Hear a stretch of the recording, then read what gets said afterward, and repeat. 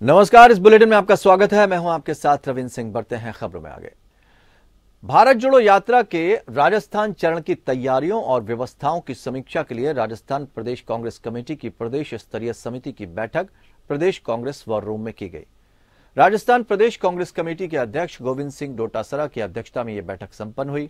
डोटासरा ने समिति के सदस्यों से सुझाव आमंत्रित करते हुए कहा कि राहुल गांधी की भारत जोड़ो यात्रा 3 से 6 दिसंबर के मध्य राजस्थान में प्रवेश करेगी और यात्रा के रूट का जायजा लेने के लिए वे स्वयं 25 नवंबर को जाएंगे। उन्होंने कहा कि भारत जोड़ो यात्रा पहली बार कांग्रेस शासित प्रदेश में निकलेगी। प्रदेश में कांग्रेस कार्यकर्ताओं में अपूर्व उत्साह है, जिस कारण यात्रा को लेकर पूरे देश भर में राजस्थान से अपेक्षाएं अधिक की जा रही हैं। उन्होंने कहा कि राजस्थान के साथ ही भारत जोड़ो यात्रियों के लिए रहने, भोजन और अन्य व्यवस्थाएं करना प्रदेश कांग्रेस कमेटी के साथ ही सभी कांग्रेस नेताओं और कार्यकर्ताओं का दायित्व है। उन्होंने कहा कि भारत जोड़ो यात्रा में भाग लेने वाले भारत यात्री, प्रदेश यात्री और अतिथि यात्री के वर्गों में बांटे गए हैं।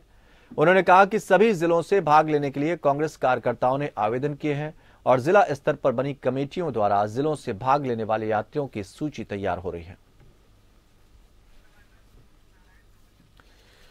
हमारे सहयोगी रूपनारायण सवरिया इस वक्त इस खबर पर हमारे साथ मौजूद हैं। रूपनारायण, जानना चाहेंगे किस तरह की वहां पर तैयारियां हैं, क्योंकि कांग्रेस को लेकर उथल पुथल मची है और दूसरी तरफ भारत जोड़ो यात्रा को लेकर भी तैयारियां चल रही हैं। बीजेपी के प्रहार भी उधर एक के बाद एक हो रहे हैं। इस बीच क्या लग रहा है, किस तरह से एकजुट करने की कोशिश की जा रही है और तैयारियों का स्वागत करने की कोशिश की जा रही है भारत जोड़ो यात्रा की? रविंदर, मैं यहाँ कहना चाहूंगा कि भले ही उथल पुथल कितनी भी हो कांग्रेस को में, लेकिन राजस्थान में जब प्रदेश में कांग्रेस की गवर्नमेंट है और राहुल गांधी की यात्रा आ रही है तो सारे कांग्रेसी अति उत्साह के साथ इसमें लगे हुए हैं। स्वयं मुख्यमंत्री अशोक गहलोत ने कल बैठक ली है और गोविंद सिंह डोटासरा की अध्यक्षता में बैठक हुई। उसमें वार रूम को लेकर वार रूम में बैठक हुई है। ये इसमें खुद अशोक गहलोत ने आगे बढ़कर कहा है कि हम सारी व्यवस्थाएं करेंगे और हमारी अपनी जिम्मेदारी है कि यहाँ राजस्थान में गवर्नमेंट है, राहुल जी यात्रा को ऐतिहासिक बनाने में कोई कमी नहीं छोड़ेंगे। उन्होंने सभी लोगों को अच्छी खासी जिम्मेदारियां दी हैं, यात्री उनको बना के कमेटियां और लोगों को जिम्मेदारियां कार्यकर्ताओं को दी गई है। यहाँ पे रूपनारायण, ये कहा जाता था कि राहुल गांधी बहुत ज्यादा मुलाकात किसी से नहीं करते हैं। इस बार के इसको लेकर कई बार बड़े नेताओं ने भी शिकायत की और कार्यकर्ताओं में भी मायूसी बनी रही। क्या लगता है ये भारत जोड़ो यात्रा कार्यकर्ताओं में तो उत्साह जगाएगी, लेकिन जो सचिन पायलट और अशोक गहलोत के बीच की जो खाई है उसको भी पाट पाएगी? हेलो जी रविंद्र, मैं यहाँ देख करना चाहूँ, जैसे कल ही जो बैठक हुई है उसमें भी साफ दिखाई दिया है कि सचिन पायलट और अशोक गहलोत के बीच में जो मनमुटाव है वो अपनी जगह पे बना हुआ है लगातार। क्योंकि कल जो बैठक हुई उसमें मुख्यमंत्री लेट आए, लेकिन सचिन पायलट आधे घंटे पहले मीटिंग से निकल गए और काफी दूरियां उन्हें देखने को मिली है वहां पे बैठक में। तो ये दूरियां तो बरकरार रहेंगी। हाँ, ये है कि सचिन इसके राहुल गांधी के प्रेशर में राजस्थान के नेता शायद एक मंच पर नजर आ जाएं, भले ही उनके मन मिले ना मिले, वो अलग बात है। बहुत बहुत शुक्रिया रूपनारायण तमाम जानकारी देने के लिए। इसी के साथ स्वर्णिम चतुर्वेदी कांग्रेस के प्रवक्ता हमारे साथ जुड़ गए हैं। स्वर्णिम जी, किस तरह से देखा जाए, चूंकि राहुल वहां पर पहुंच रहे हैं, बहुत सारी उथल पुथल भी है राजस्थान में। एक तरफ सचिन पायलट और अशोक गहलोत की आपसी खींचतान है, कार्यकर्ताओं में पहले ये मायूसी थी कि राहुल गांधी उनसे मुलाकात नहीं करते हैं।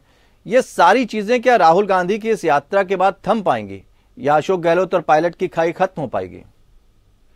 देखिए, मैं आपको एक चीज बताना चाहता हूँ। इस वक्त अखिल भारतीय कांग्रेस कमेटी और राजस्थान प्रदेश कांग्रेस कमेटी एक ही उद्देश्य है, जिस ऑब्जेक्टिव को लेकर के, जिस उद्देश्य को लेकर के श्री राहुल गांधी जी यात्रा निकाल रहे हैं उसको सफल बनाना है और उसमें जो भी हमारा योगदान हो सकता है वो हमें देना है।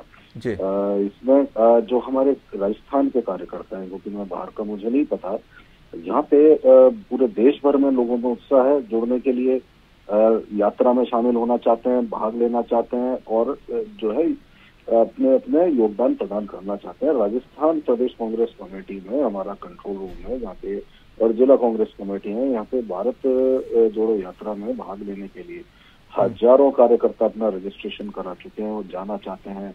अभी जो हमारे हमने सबको अलग अलग टारगेट दिए हैं, अभी ये तय किया है कि अलग अलग दिन जिलों से लोग वहाँ पहुंचेंगे। कल हमारी बैठक थी, उस बैठक में हमने तैयारियां की हैं, ये निर्धारित किया है कि प्रदेश कांग्रेस कमेटी द्वारा जिलों को जो है समय बताया जाएगा और स्थान बताएगा जब वो भारत जोड़ो यात्रा में शामिल हो, ताकि व्यवस्थाएं माकूल रह सके, किसी को कोई परेशानी नहीं हो और अव्यवस्था नहीं हो।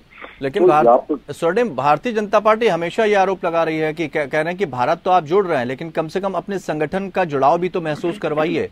वहां जिस तरह की खाई है, इसीलिए मैंने सबसे पहले यही पूछा कि कैसे वो कर पाएंगे, क्या उनकी रणनीति रहेगी राहुल गांधी? मैं भारतीय जनता पार्टी के नेताओं के अगर आप बयान देखेंगे तो जब से हमारी सरकार बनी है, बौखलाहट में वो सरकार का गठन हुआ 2013 दिसंबर में, तब से कभी गुलाब चंद कटारिया, कभी राजेंद्र राठौड़, कभी इनके प्रवक्ता रामलाल शर्मा, कभी राज्यवर्धन सिंह राठौड़, गिनती ले लीजिए, सतीश पूनिया क्या बयान दे रहे हैं। 6 महीने में सरकार गिर जाएगी, 3 महीने में गिर जाएगी, राज्यसभा चुनाव में गिर जाएगी और मंत्रिमंडल विस्तार में गिर जाएगी। तो ये लगातार चल रहा है। और हो क्या रहा है? हो ये रहा है, राजस्थान में विधानसभा चुनावों के पश्चात जितने उपचुनाव हुए वो लगातार कांग्रेस पार्टी बड़े बड़े भारी अंतर से जीत रही है। आप ये देखिए कि धरियावत जैसी जगह जहाँ पे 25,000 वोटों से भारतीय जनता पार्टी जीती थी, वहां पे आप 20,000 से हार गए। आप तीसरे नंबर पे आ रहे विधानसभा उपचुनावों में, लगातार हार रही है भारतीय जनता पार्टी। जो ये सरपंचों के चुनाव हुए इसमें हार गई।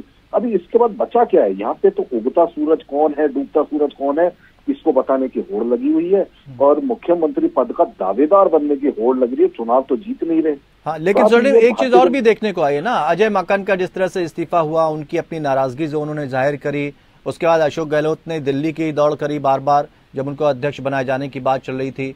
माकन साहब गए, खड़गे साहब गए, लेकिन वहां पर मुलाकात नहीं की। ये चीजें कहीं ना कहीं पार्टी को कमजोर भी करती हैं। इनसे आप कैसे निपट पाएंगे? देखिए, मैं आपको एक चीज बता रहा हूँ, कल मीटिंग में मौजूद थे लोगों ने, मैं भी सुन रहा था, पता नहीं मेरे से पहले कौन वक्ता बोल रहे थे, लेकिन हम मीटिंग में मौजूद थे। मीटिंग में अंदर क्या बात हुई ये तो हम लोग जानते हैं जी। वहाँ मीटिंग में हमने सबने मिलकर के अपने जो दायित्व हैं वो लिए हैं कि लोगों को दायित्व दिए हैं, क्या दिक्कतें आ सकती हैं, क्या कमियां रह सकती हैं, और स्टेट्स की जानकारी ली। सचिन पायलट साहब थे, कई स्टेट्स में गए, उन्होंने अपने अनुभव साझा किए और सुझाव दिए हैं और बताया है कि अपने को क्या करना है। मुख्यमंत्री जी, सचिन पायलट जी, हरीश चौधरी जी, भंवर जितेंद्र जी, डोटासरा जी, हम सब लोग वहाँ बैठ करके हम लोगों ने तैयारी की है। लगातार हम सब लोग एक साथ मिल करके एक हैं। हमारी पार्टी के अंदर क्या विषय है वो अलग चीज है, लेकिन अगर कोई बात देश की है या पार्टी के बाहर की है, हम सब एक साथ है, इसमें कहीं कोई दो राय नहीं है। और सबसे बड़ी बात यह है कि आज एक ही लक्ष्य है, भारत जोड़ो यात्रा। इसके अलावा कोई लक्ष्य नहीं किसी भी कांग्रेसी कार्यकर्ता और नेता का। जी स्वर्णिम, बहुत बहुत शुक्रिया हमारे साथ जुड़ने के लिए और तमाम सवालों के जवाब देने के लिए। बढ़ते आगे। खाद्य और नागरिक आपूर्ति मंत्री ताप सिंह खचरियावास ने हेमंत बिस्वा शर्मा के राहुल गांधी की तुलना सद्दाम हुसैन से करने वाले बयान पर जवाब दिया। उन्होंने कहा कि राहुल गांधी देश की आवाज बनकर मां, बहन और बेटी का आशीर्वाद लेकर सड़कों पर निकले हैं। उन्हें किसी दूसरे की शक्ल लेने की जरूरत नहीं है। उनमें तो इंदिरा गांधी और राजीव गांधी नजर आते हैं, जो देश के लिए बलिदान जिन्होंने कर दिया। खचरियावास ने कहा कि असम से मुख्यमंत्री हेमंत बिस्वा शर्मा के बयानों से भाजपा का चाल चरित्र और असली चेहरा झलकता है। ताप सिंह खचरियावास ने कहा कि हेमंत बिस्वा कभी दोबारा मुख्यमंत्री नहीं बनेंगे। असम की जनता उनके घमंड को चकनाचूर कर देगी। राहुल गांधी जी देश की आवाज बनकर मां, बहन, बेटी का आशीर्वाद लेकर निकले सड़कों पर। राहुल गांधी को तो किसी के दूसरे की शक्ल में जाने की जरूरत नहीं। राहुल गांधी में तो इंदिरा गांधी, राजीव गांधी नजर आते हैं। वो इंदिरा जी नजर आती है, वो राजीव गांधी नजर आते हैं, जो देश के ऊपर बलिदान होते हैं। हेमंत बिस्वा शर्मा जैसे लोग जो अपना काम नहीं बताते, उनको ये भी बता देना चाहिए कि जब प्रधानमंत्री मोदी जी, हम उनका सम्मान करते हैं, मैं उनके लिए कभी गलत शब्दों का हमने प्रयोग नहीं किया। प्रधानमंत्री जी के लिए जब प्रधानमंत्री जी ने दाढ़ी बढ़ाई थी बंगाल चुनाव में, तो वो कैसे लग रहे थे उनके बारे में बता दें। एक भी कांग्रेस के नेता ने उनके लिए गलत कमेंट नहीं। प्रदेश के सभी 200 विधानसभा क्षेत्रों की जनाक्रोश यात्रा की तैयारियों को लेकर भाजपा प्रदेश अध्यक्ष डॉक्टर सतीश पुनिया और भाजपा प्रदेश संगठन महामंत्री चंद्रशेखर ने 23 नवंबर दोपहर 12:15 से जयपुर सी स्कीम स्थित महावीर स्कूल सभागार में जिला संयोजक और सह संयोजक की बैठक ली। साथ ही किस प्रकार से रैली को सुनियोजित ढंग से सफल बनाने के बनाया जाएगा, इसको लेकर दिशा निर्देश जारी किए।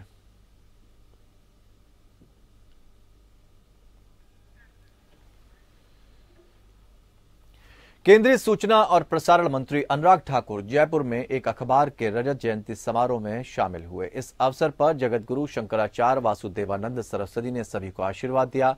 राजस्थान के राज्यपाल कलराज मिश्र और केंद्रीय सूचना प्रसारण मंत्री अनुराग ठाकुर मुख्य अतिथि के रूप में उन्होंने शिरकत की। वहीं विधानसभा अध्यक्ष सीपी जोशी और शिक्षा मंत्री बीडी कल्ला, भाजपा प्रदेश अध्यक्ष सतीश पुनिया भी जयंती समारोह में शामिल हुए। समारोह में राष्ट्रीय समरसता शौर्य सम्मान भी प्रदान किया गया।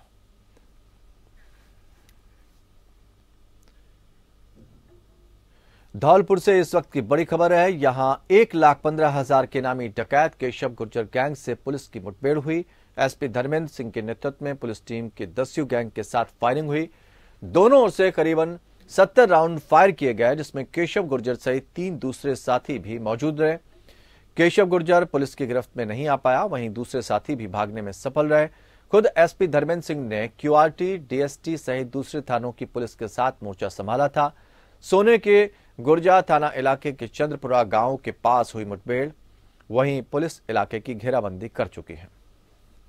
रामगोपाल उर्फ भोटा नाम का एक वांछित अपराधी है जो धौलपुर, आगरा और मुरैना जिलों में वांछित चल रहा था। उसे कल डिस्ट्रिक्ट स्पेशल टीम और बाड़ी सर्कल के थानों की टीम द्वारा गिरफ्तार किया गया और उसके कब्जे से विदेशी कट्टा भी बरामद किया गया है।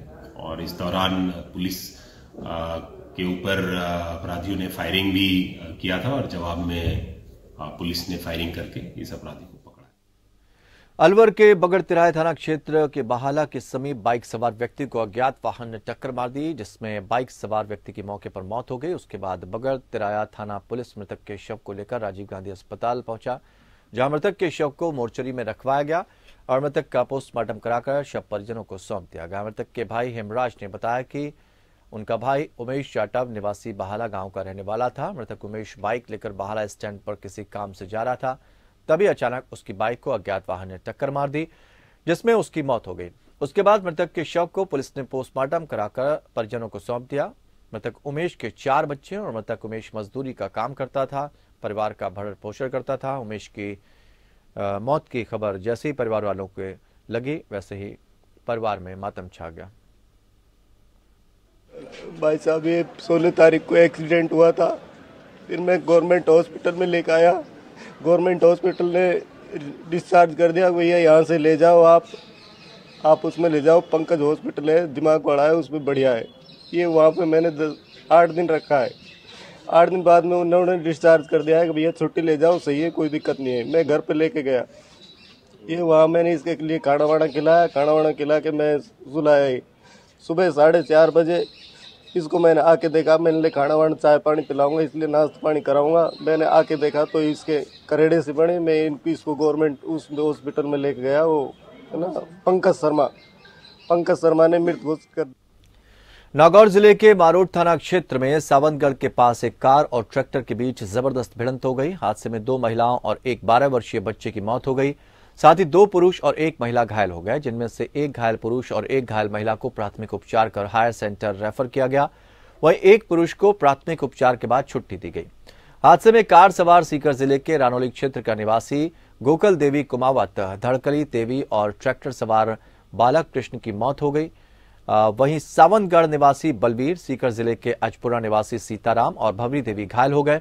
हादसे के बाद अतिरिक्त पुलिस अधीक्षक गणेशाराम चौधरी, मारोट थानाधिकारी खेताराम चौधरी मौके पर पहुंचे।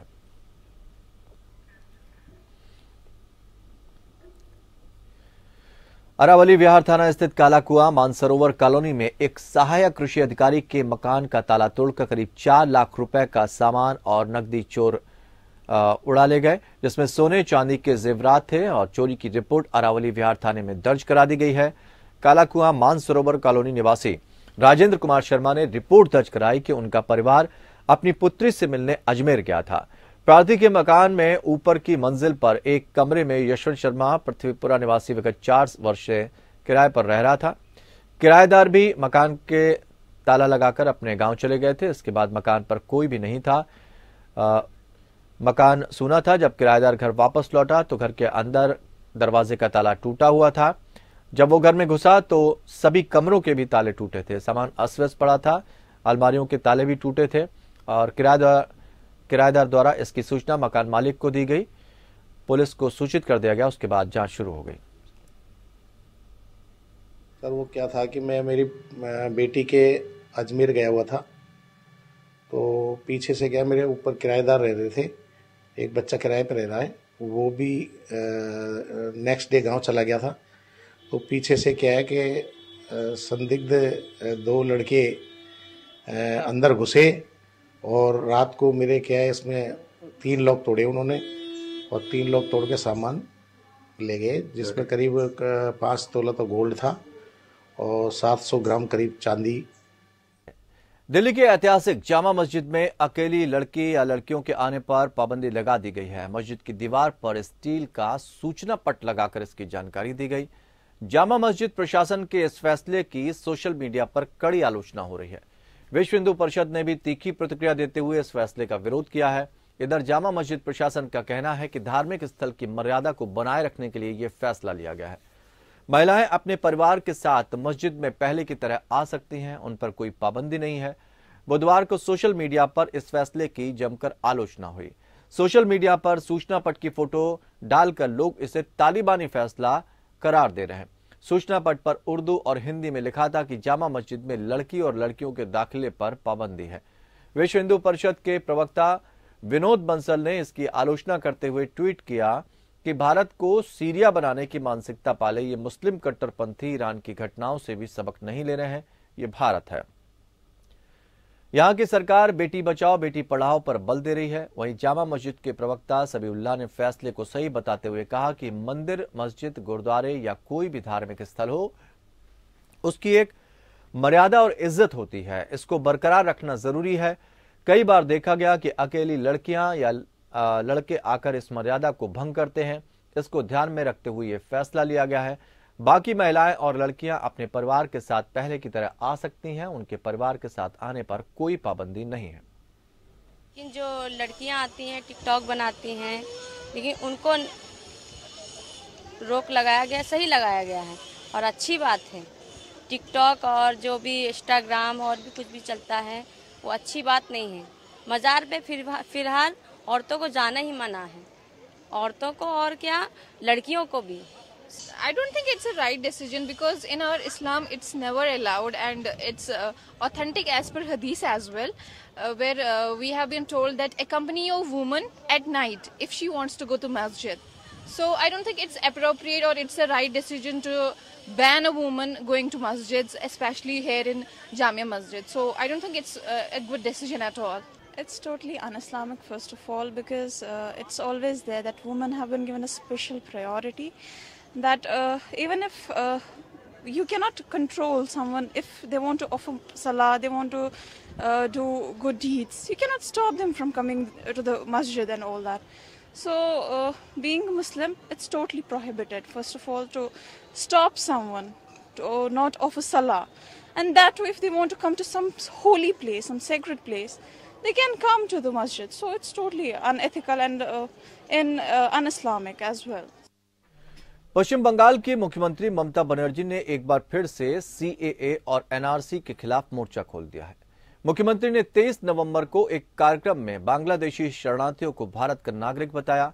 केंद्र सरकार पर हमला करते हुए कहा, कई बार उन्हें कहा जाता है कि वे भारतीय नागरिक नहीं है, लेकिन अगर वे भारतीय नहीं है तो उन्होंने वोट कैसे दिया। सीएम ममता बनर्जी ने ये बातें शरणार्थियों के भूमि के पट्टे वितरण को लेकर एक कार्यक्रम के तहत कही। मोदी सरकार पर हमला करते हुए सीएम ममता ने कहा कि सीएए और एनआरसी के नाम पर लोगों को गुमराह किया जा रहा है। हमारे वोट के कारण ही आप पीएम बने हैं और आज आप कह रहे हैं कि आप हमें नागरिकता का अधिकार देंगे। सीएए और एनआरसी का क्या मतलब है? क्या आप हमारा अपमान नहीं कर रहे? मुख्यमंत्री ममता बनर्जी ने कहा कि एनआरसी को लेकर लोगों का अपमान किया जा रहा है। आपके नागरिकता देने के पहले से ही हम नागरिक हैं। हमारे बच्चे यहाँ स्कूलों और कॉलेजों में पढ़ रहे हैं, लोग नौकरी कर रहे हैं, दफ्तरों में जा रहे हैं, अपना रोजगार कर रहे हैं, अपनी दुकानें चला रहे हैं, मजदूरी कर रहे हैं, रिक्शा चला रहे हैं। इनके पास वोटर कार्ड है, आधार कार्ड है, तभी तो उनके पास अधिकार है। उनका राशन कार्ड बना है, वोटर लिस्ट में उनका नाम है।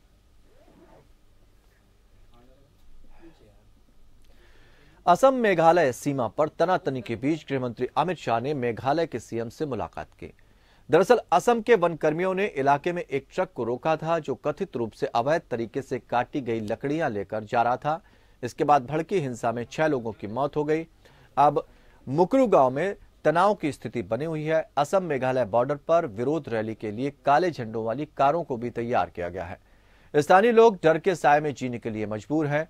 बुधवार को असम और मेघालय की सरकारों ने इस घटना के साथ ही अपनी विवादास्पद सीमा पर तनाव को शांत करने के लिए पूरी कोशिश की, जिससे सीमा वार्ता जल्द ही होने की उम्मीद है। असम के मुख्यमंत्री हिमंत बिस्वा शर्मा ने अपने राज्य पुलिस की गोलीबारी को अकारण बताया और कहा कि राज्य मंत्रिमंडल ने सीबीआई जांच की सिफारिश की है। वहीं मेघालय के सीएम कोनराड संगमा ने मुकरू का दौरा किया और निवासियों को न्याय और पीड़ितों के परिवारों के लिए उचित मुआवजे का आश्वासन दिया।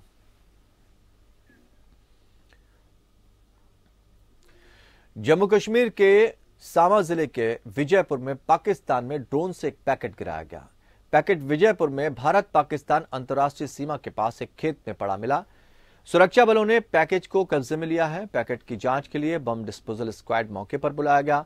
बम डिस्पोजल स्क्वाड ने पैकेट को खोलकर जांच की तो वो नोटों से भरा हुआ था। अभी हालांकि ये पता नहीं चल पाया है कि ये नोट असली है या नकली है।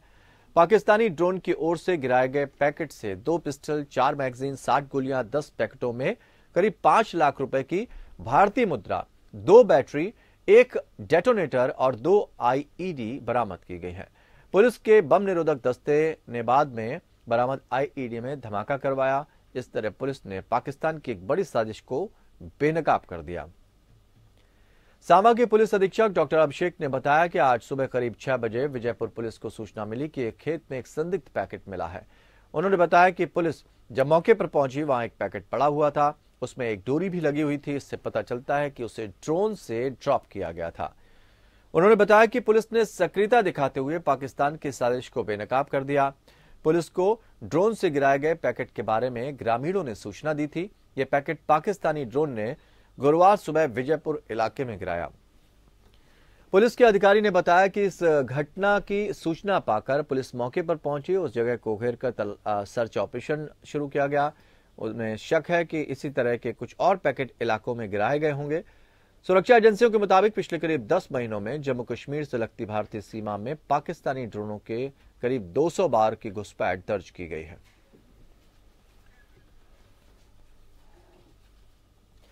इस बुलेटिन में फिलहाल इतना ही, लेकिन खबरों का सफर लगातार जारी रहेगा। जुड़े रहिए हमारे साथ।